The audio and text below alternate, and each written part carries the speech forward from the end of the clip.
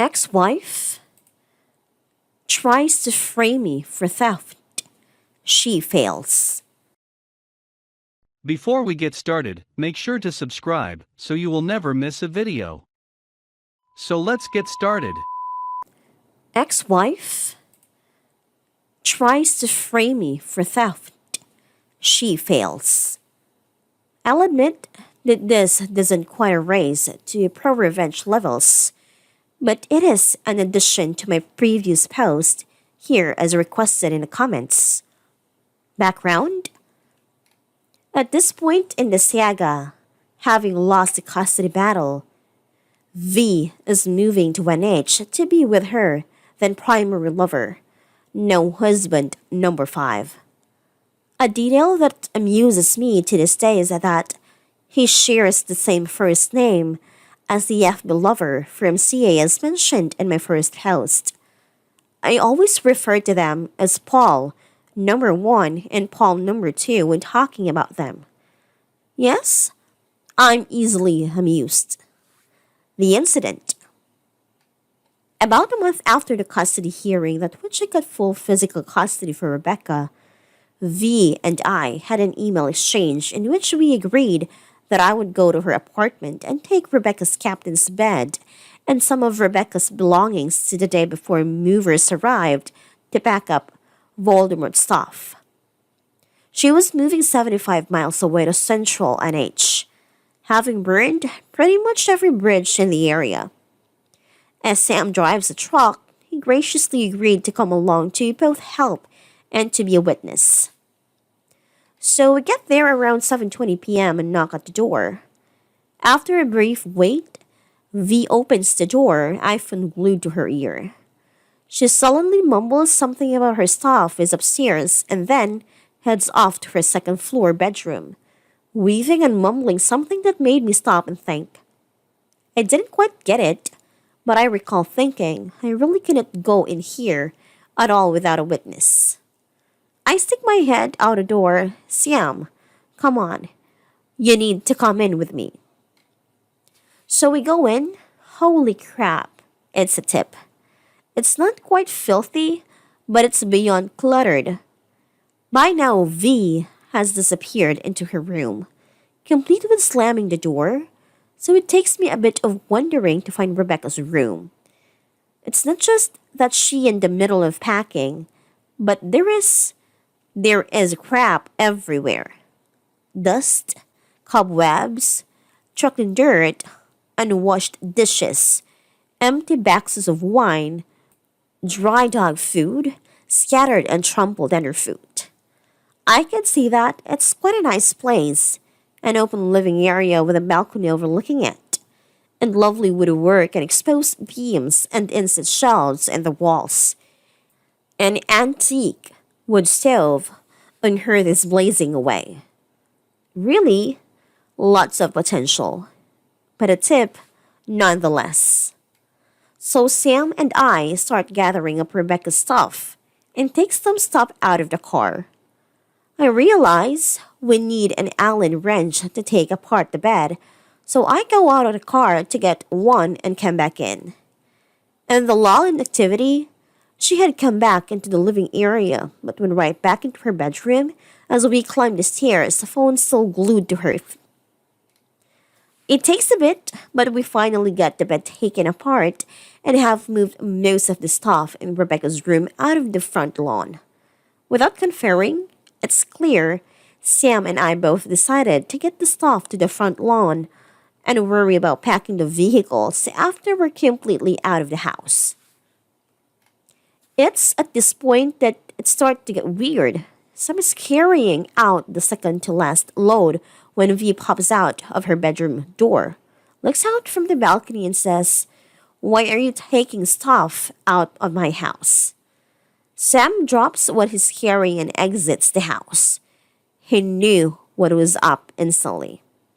I came out of Rebecca's room, and V clearly didn't realize I was still there, and say, "You agreed via email that we would take Rebecca's bed tonight."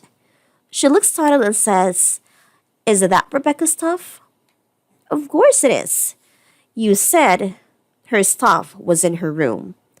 Fine. She goes back into her bedroom. I take what I'm carrying and go outside. Sam says, "Dude, that's not right. We need to call the police." You're absolutely right. I could tell that Sam was expecting me to object, and he does a double take when he realized he wasn't going to have to convince me. Roseville Police Department, you're on a recorded line. Yes, hi. My name is Jack Crow, and I live at 321 Main Street here in Crowsville.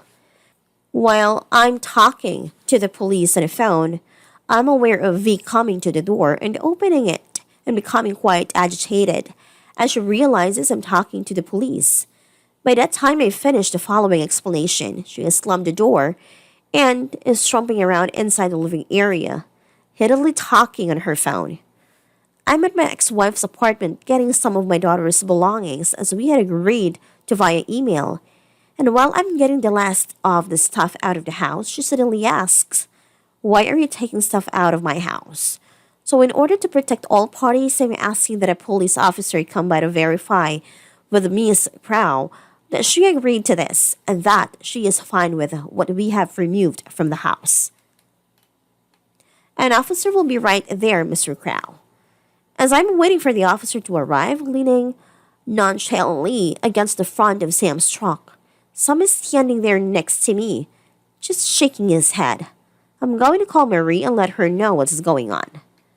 Right about here, V throws open the front door, muttering something about having not gotten all of Rebecca's stuff, and proceeds to deposit another laundry basket, piled high with clothes and other items on the front stoop, and then disappears back inside. I start a whistle. Pop goes the whistle. Most of the stuff we moved is still sitting on the front lawn. We'll leave it there. After about 5 minutes, the officer arrives. He steps out of the patrol SUV and I slowly approach him, arm extended to shake his hand. "Good evening, officer. I'm Jack Crow." "Evening, Mr. Crow," Allie Johnson. We shake hands. I gave him a brief explanation of the situation and he comments that I was right to call him and that he'll go speak to V. He's up there for about 2 minutes and then he comes back down. You guys are good to go. We briefly chat with him, apologizing for having to get him involved, and he replies, "No, you did the right thing. If a woman in MA says something bad about you and you've got stuff dangling between your legs, you're going to be in trouble." I liked him a lot after that. We start loading the rest of the stuff and he asks how much more is in the house. "Nothing.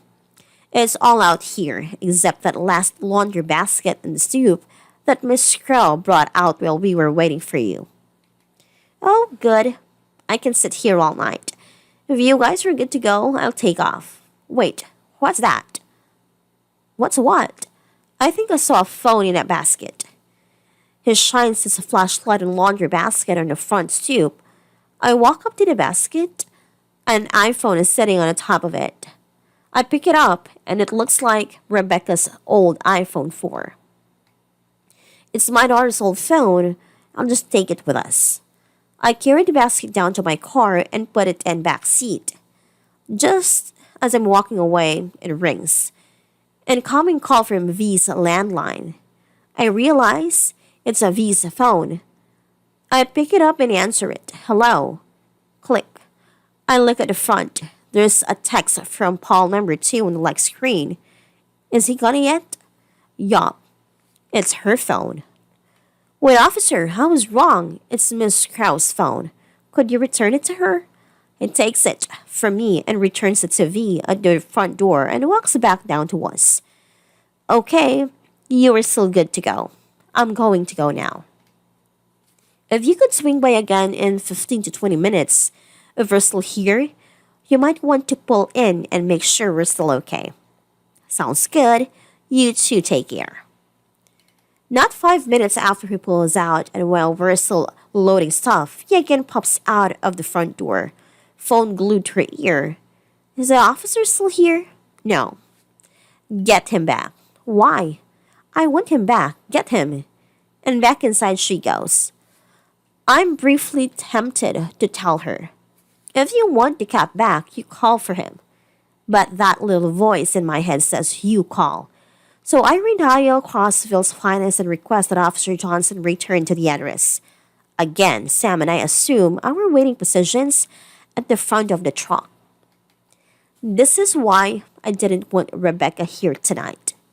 Good call. A few minutes later, Officer Johnson arrives. Hey, Officer Johnson, long time no see. He grins at me.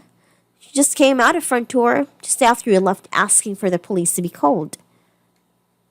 I'll go see what she wants. He goes up there and V hands him her phone. He talks for a few minutes, hangs up the phone, continues speaking with V for 20 more seconds, and then returns to us. I look at him quizzically. No worries, guys. You're still good to go. But I'm going to stay here until you're done. I continue to give him the raised eyebrow. She wanted to accuse you of trying to steal her phone, but I pointed out to her that I was the one to notice it in a basket you hadn't touched yet, and that you were the one who asked me to return it to her. Her boyfriend asked if you could be made wait until Sunday, but I told him no. They got 3 more things to load, and they're out of here. Just to finish up, guys. We all want to get home where it's warm. We finish up, and we all shook hands and go out of there.